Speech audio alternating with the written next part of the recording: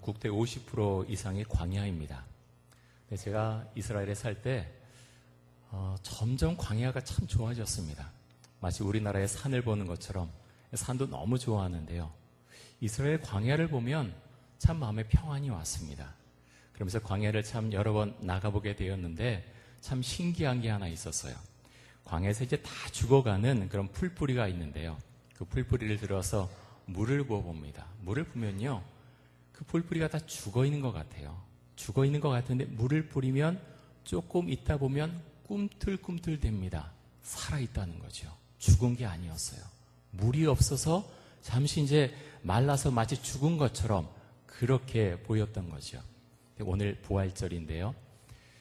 우리에게 기독교인들에게 있어서 이 부활이라고 하는 의미는 두 가지 의미로 다가옵니다. 첫째는 살아있을 때의 부활이고요. 두 번째는 죽어서의 부활입니다. 살아있을 때의 부활은 마치 이 광야의 풀뿌리가 말라 죽어 있는 것 같지만 물을 부으면 다시 꿈틀꿈틀대고 살아나는 것처럼 부활의 능력이 임하면 좌절하고 죽을 것 같고 힘들고 그런 사람도 생수의 물이 예수 그리스도의 능력의 부활의 능력이 그 가운데 임하면 다시 살아난다고 하는 것입니다. 그런데 여러분, 이것이 우리의 의지로 됩니까? 내가 반드시 그렇게 될 거야. 다들 그렇다 그러니까 한번 해보자. 내가 어떻게든 해봐야 되겠어. 그렇게 한다고 그것이 잘 되어지진 않습니다. 오늘 이제 우리가 15장 말씀을 봤는데요. 고린도전서 15장 22절에 보면 이렇게 말씀합니다. 아담 안에서 모든 사람이 죽은 것 같이 그리스도 안에서 모든 사람이 삶을 얻으리라. 자, 그리스도 안에서 모든 사람이 삶을 얻을 것이다라고 말씀했습니다. 그리스도 안에서 삶을 얻는다. 이것이 어떤 의미일까요? 그리스도 안에 있다고 하는 것, 이것이 어떤 의미일까요? 그리스도 안에 있다. 그리스도 안에 있다고 하는 것은 그리스도의 은혜 가운데 있다라고 말할 수 있을 것입니다. 지난 주간에 고난주간 보내오면서 금요일에는 특별히 전교인들과 함께 하루 금식을 했습니다. 이 금식에 참여하신 분들도 많이 계실 텐데 금식을 이제 쉽게 하신 분도 계시지만 금식하면 좀 몸이 좀 힘들지요. 진땀도 나고 하루가 굉장히 좀 길게 느껴지기도 합니다. 그런데 이상하게 하나님의 은혜는요, 우리가 그렇게 좋은 집에 살고 좋은 자동차를 타고 다니고 편히 쉬고 안락하게 있을 때 하나님의 은혜가 크게 임하는 것이 사실은 아닙니다. 뭔가 좀 부족하고 내가 어렵고 그렇게 간절하게 긴박하게 주 앞에 나아갈 때 나도 모르게 하나님의 은혜가 우리의 심령 가운데 우리의 삶 가운데 임하는 것을 경험하게 됩니다. 여러분 그런 경험이 있으신가요? 금식했을 때, 내가 고난 중에 있을 때, 내가 광야 같은 삶을 살아갈 때, 주 앞에 나아갔을 때 내가 금방 죽을 것 같고 좌절되고 다시는 일어나지 못할 것 같고, 그런데 하나님의 은혜가 내 안에 임하면 내가 언제 그랬느냐 하는 것처럼 다시 살아나게 됩니다. 그것이 하나님의 은혜입니다. 그런데 이런 하나님의 은혜는 언제 정말 진정으로 고백을 하게 됩니까? 이 하나님의 은혜는요, 내가 주님 그리스도와 함께 십자가에 못 박혔습니다. 그리스도와 함께 십자가에 못 박혔습니다. 이 고백을 할 때서야 비로소 내가 그리스도의 은혜 가운데 있군 하는 것을 진정으로 고백하게 됩니다. 십자가는 아픔입니다. 십자가는 고통입니다. 누구도 십자가의 길을 좋아하지 않지요. 십자가의 삶을 누구도 그리워하지 않습니다. 그런데 놀라운 것은 십자가의 삶을, 그 삶을 나에게 주어진 십자가의 길을 걸어갈 때 그때 하나님의 은혜가 내 안에 임하는 것을 경험하게 된다고 하는 것입니다. 이 자리에 앉아 계신 분들 중에서 마음이 힘들고 어렵고 때로는 몸에 중한 병이 드신 분들이 계시죠. 그런 분들에게 이렇게 기도하시라고 권면드리고 싶습니다. 주님, 제가 십자가에 못 박혔습니다. 한번 따라해 보십시오. 주님, 제가 십자가에 못 박혔습니다. 주님 제가 십자가에 못 박혔습니다. 여러분 십자가에 못 박은 게 무엇입니까? 십자가에 못이 박히면요 주님께서 피를 토하시고 피가 다 흘러내렸듯이 내 안에 피가 나가고요 생명이 없어집니다. 죽는다는 얘기입니다. 죽으면요 두려움이 없어져요. 그래서 마음이 평온합니다. 십자가의 삶, 내가 십자가에 못 박혔다고 하는 고백, 그 고백은 고통스러운 것 같지만 그 안에 참다운 은혜가 있게 됩니다. 그래서 기독교인들은 살아서 부활하고 죽어서도 부활합니다. 이렇게 살아서 부활하고 죽어서 부활할 수 있는 그 밑바탕은 절대적인 믿음이죠. 누구에 대한 믿음입니까? 부활하신 예수 그리스도에 대한 믿음입니다. 여러분 예수님께서 부활하신 다음에 제자들에게 나타나셨지요? 처음에 뭐라고 말씀하셨습니까? 너희에게 평강이 있을지어다. 너희에게 평강이 있을지어다 말씀하셨습니다. 여러분 한번 그 상황 생각해 보십시오. 지금 평강할 때입니까? 아니죠. 자신의 스승인 예수님께서 너무나 처참하게 십자가에서 죽으셨습니다. 이들은 두려움에 가득 차 있습니다. 번민하고 좌절하고 너무나 힘이 든 가운데 있습니다. 근데 부활하신 예수님께서 제자들에게 나타나셔서 얘들아 잘 있었느냐? 상황이 이러이러해서 지금 이렇고 너희 마음이 그렇구나. 여러 가지 이야기 아무것도 하지 않으셨어요. 아무 설명도 하지 않으십니다. 그리고 말씀하십니다. 너에게 평강이 있을지어다. 우리가 살아가는 모습도 마찬가지입니다. 여러분의 상황이 복잡하고 어둡고 힘이 드십니까? 그런데 주님을 만나면 주님께서 우리에게 말씀하세요. 너희에게 평강이 있을지어다. 너희에게 평강이 임할지어다. 말씀하십니다. 선택은 두 가지죠. 주님 아멘. 그 말씀 받습니다 하는 분들에게는 평강이 임합니다. 하지만 주님 상황 보십시오. 말도 안 됩니다. 그 말씀을 거부하는 사람에게는 평강이, 주님께서 주시는 평강이 결코 임하지 않습니다. 제가 길을 가다가 동네에서 어떤 분을 만났습니다. 예전에 교회에 많이 오셨는데요. 요즘은 교회에 안 오시는 분인데 제가 잘 지내시지요? 여쭤보니까 목사님, 제 상황 가운데 어떻게 잘 지낼 수 있겠습니까? 남편도 아프고요. 저도 아프고 경제적으로도 힘들고요. 죽을 것 같아요. 제 마음속에 그런 마음이 들었어요. 참 힘드시구나. 그러면서도 참 믿음 있는 사람의 그런 말은 아니다. 여러분 요즘 병원에서도 환자라는 용어 못 쓰게 하는 그런 병원들이 있다 그래요. 사실 병원에 입원해 있는 사람들 환자지요? 다 환자예요. 그런데 환자라고 하는 용어를 쓰지 못하게 한다 그래요. 왜 그런가 하면 내가 환자다 하는 사람은 더 아프다는 거예요.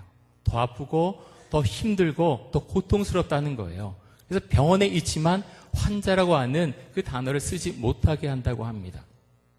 여러분 우리도 마찬가지죠. 여러분 힘들 수 있어요. 어려울 수 있어요. 자녀의 문제, 자신의 병의 문제, 어떤 재정의 문제, 여러 가지 어려움들이 있지요. 그런데 우리가 주 앞에 기도하지 않습니까? 하나님 제가 주님을 믿습니다. 주님과 함께 살아갑니다. 근데 기도를 그렇게 하고 나가서 이제 옆에 분들과 이야기하는데 김 집사, 나 죽을 것 같아. 나 미치겠어. 돌아버리겠어. 만약 늘 하는 말이 그렇다면 그 기도는 땅에 떨어진 기도입니다. 별로 소용이 없다는 것이요. 그 기도보다 강력한 것이 무엇입니까? 내 입에서 나가는 그 부정적인 말. 나 힘들어. 어려워. 내 아들 때문에, 내 딸 때문에 정말 힘들어. 어려워. 죽겠어. 그 단어를 계속해서 뱉고 살아가는 사람은요. 그 단어의 그 의미대로 인생이 나아갈 가능성이 정말 많습니다. 그것은요. 하나님께서 우리에게 주신 그 말씀이 아니에요. 그것은요. 마귀가 주는 생각입니다. 너 죽을 것 같이, 미칠 것 같이, 내가 그러고 살 것 같아, 좌절해, 힘들어, 어려워, 잘 된다고 거짓말이야. 그건요. 마귀가 주는 생각이에요. 하나님께서는 결코 우리에게 그렇게 말씀하지 않으십니다. 그래서 여러분 우리가 지금 오늘 부활주일을 맞이하지 않았습니까?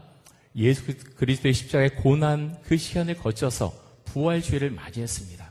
그 고백은요, 놀라운 겁니다. 다시 살아나는 고백. 그 고백이 우리 심령 가운데 진정으로 고백되어질 수 있기를 원합니다. 자, 오늘 말씀 가운데서 한번 10절 한번 보겠습니다. 사도 바울이 이렇게 고백하는데요. 고린도전서 15장 10절입니다.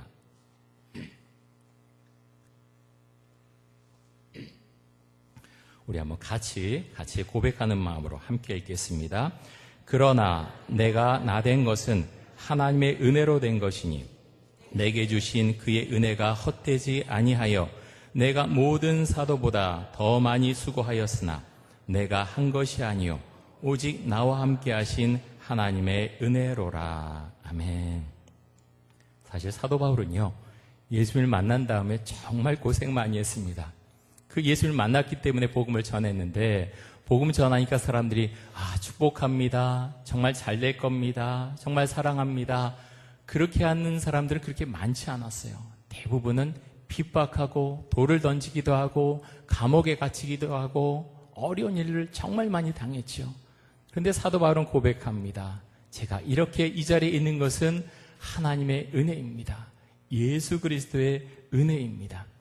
인간적으로 생각하면 억울할 텐데 그렇지 않았다는 거예요.